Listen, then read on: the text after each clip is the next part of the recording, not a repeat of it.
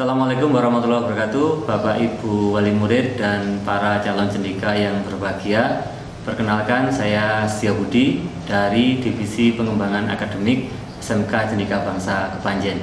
Selamat datang dan selamat bergabung di SMK Cendika Bangsa Kepanjen. Pada sesi ini saya akan menjelaskan tentang kegiatan belajar mengajar selama masa pandemi. Selamat menyimak paparan berikut. Baik, saya lanjutkan tentang penjelasan pengembangan akademik di SMK Cendika Bangsa Kepanjen tahun pelajaran 2020-2021.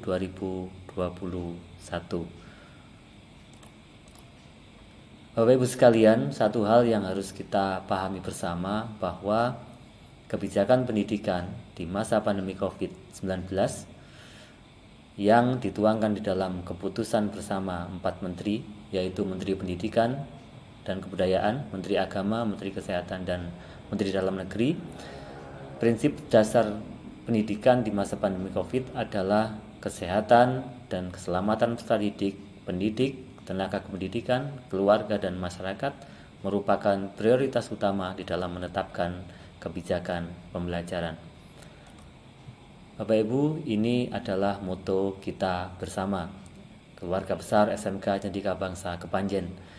Kompeten, cerdas, dan santun. Dengan moto ini, nanti semua kegiatan akademik, kegiatan sekolah akan berdasar kepada cita-cita besar untuk mencetak Cendika menjadi insan yang kompeten, yang cerdas, dan santun. Sekolah Menengah Kejuruan atau SMK menggunakan 8 standar pendidikan untuk mewujudkan profil lulusan yang seperti yang kita harapkan bersama-sama. Standar tersebut adalah standar kompetensi lulusan, standar isi, standar proses, penilaian, tenaga pendidik, pembiayaan, sarana prasarana, dan pengelolaan. Kegiatan akademik di SMK menggunakan atau mewujudkan 4 standar yang di atas. Standar kompetensi lulusan adalah cita-cita besar kita bersama untuk membentuk, mencetak Cendika menjadi sesuai dengan kompetensi yang diharapkan. Kompeten, tapi juga mempunyai kecerdasan dan terlebih lagi harus santun.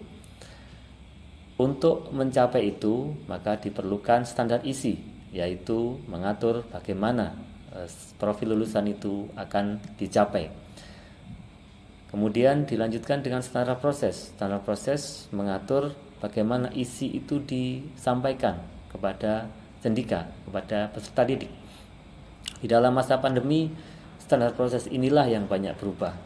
Kalau sebelumnya kita bisa melakukan kegiatan pembelajaran dengan tatap muka setiap hari, pulang jam 3, berangkat jam 7, tapi di masa pandemi ini kita harus mengikuti protokol kesehatan seperti yang nanti dijelaskan di bagian selanjutnya. Demikian juga dengan standar penilaian, bagaimana anak-anak praktek, bagaimana anak-anak melakukan ujian, itu banyak berubah di masa pandemi ini. Bapak Ibu, keempat standar yang menunjang profil lulusan Cendika didukung oleh 4 standar lainnya, yaitu didukung oleh tenaga kependidikan, didukung oleh pembiayaan, didukung oleh sarana prasarana, dan pengelolaan atau tata organisasi sekolah. Kompetensi lulusan Cendika diharapkan atau dibentuk untuk memenuhi 3 ranah yang seperti ini.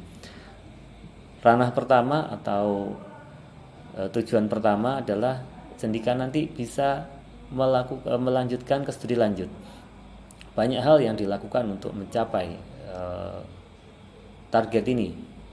Di antaranya setelah kelas 3 nanti ada pesantren kilat, ada kelas olimpiade misalkan, ada bimbingan belajar, ada BKK, ada dari BK untuk membimbing anak-anak supaya dia bisa melanjutkan ke studi ke tingkat selanjutnya.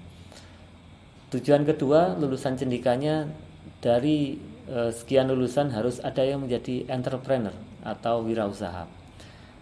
Di proses pendidikannya kita telah menerapkan sekolah pencetak wirausaha untuk menumbuhkan jiwa-jiwa entrepreneur di dalam diri Cendika atau diri peserta didik. Juga ada program Teaching Factory yang menggabungkan kegiatan sekolah dengan kegiatan di dunia usaha. Yang ketiga, kalau anak-anak tidak bisa studi lanjut, anak-anak tidak bisa menjadi entrepreneur, anak-anak harus menjadi tenaga kerja yang terampil atau skilled labor. Jumlah ini relatif besar dari cita-cita kita untuk peserta didik atau lulusannya nanti. Yang studi lanjut tidak terlalu banyak, sedangkan yang entrepreneur berada di tengah-tengah, jumlahnya sekitar 13% atau 15% dari lulusan kita. Bapak Ibu, pemerintah kita melalui Kementerian Pendidikan atau Direktorat Pembinaan SMK menetapkan bahwa area kompetensi lulusan ada 9. Yang pertama, seorang lulusan SMK harus mempunyai keimanan dan ketakwaan kepada Tuhan Yang Maha Esa. Yang kedua, dia harus berkebangsaan dan cinta terhadap tanah air. Yang keempat, mempunyai karakter pribadi dan karakter sosial. Yang berikutnya harus literasi, melek literasi, dia bisa membaca data, membaca fakta untuk digunakan mengambil keputusan dan seterusnya. Berikutnya adalah kesehatan jasmani dan rohani.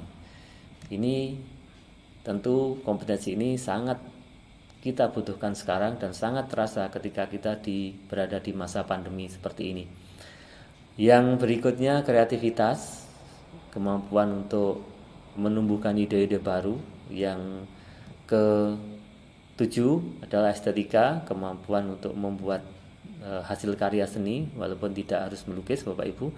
Dan yang terakhir, 2 kemampuan terakhir inilah sebenarnya yang banyak digembleng di SMK, yaitu kemampuan teknis dan kemampuan kewirausahaan.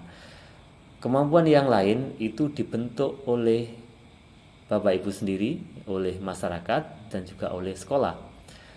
Jadi yang iman dan takwa, berkebangsaan di tanah air itu tidak melulu murni di sekolah. Anak-anak ketika di masyarakat bisa mengikuti kegiatan-kegiatan yang menunjang area kompetensi yang telah ditetapkan.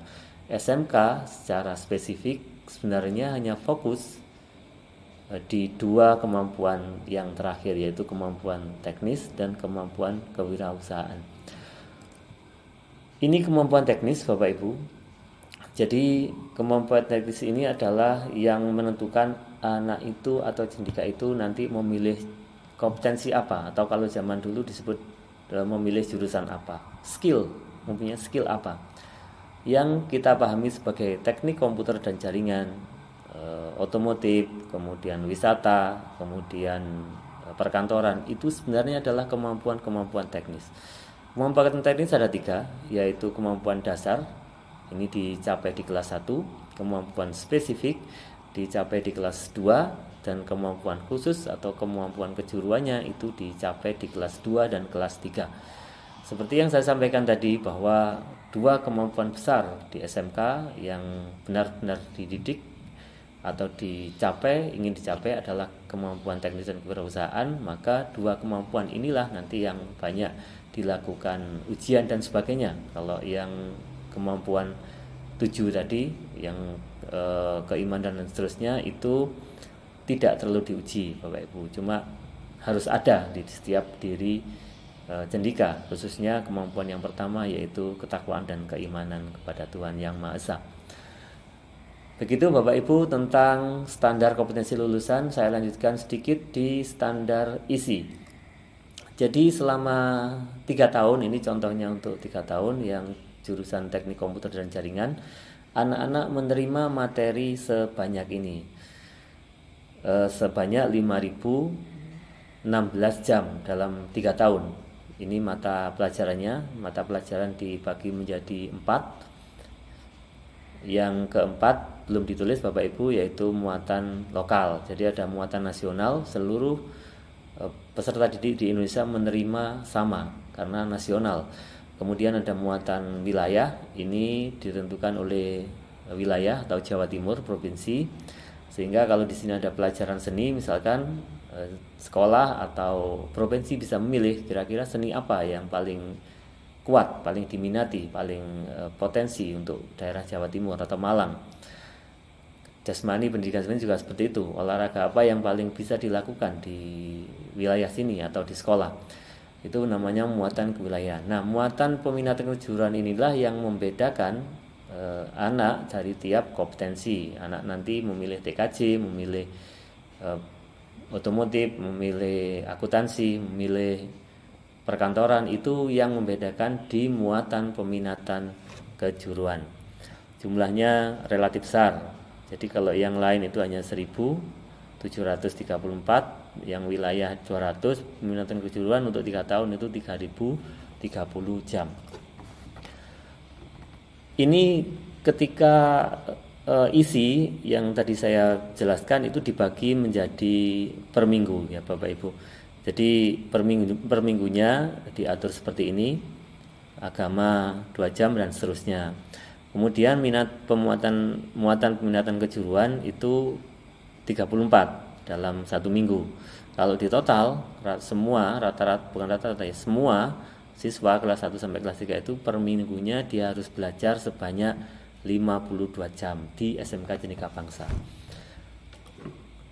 Saya contohkan peminatan kejuruan atau materi C ya istilahnya di SMK Cendekia Bangsa. Ini saya contohkan untuk jurusan wisata bahari dan ekowisata. Ada 3, semua jurusan sama, ada 3 yang saya sebutkan di awal tadi, yaitu dasar, kemudian ada program keahlian, lalu ada mata pelajaran produktif. Nah, inilah materi-materi yang akan didapat anak-anak yang mengambil jurusan wisata bahari dan ekowisata. Dasar ini dilakukan di kelas 1 ada 3. Kemudian yang dasar program ada 4, ini juga dilakukan di kelas 1 dan beberapa di kelas 2. Nah, yang C3 ini dilakukan di kelas 2 dan kelas 3. Itu contoh Bapak Ibu. Untuk mata pelajaran yang lain nanti bisa berhubungan dengan kompetensi kalian yang juga akan melakukan presentasi. Itu isi Bapak Ibu. Jadi yang terakhir sekarang kita bicara masalah proses.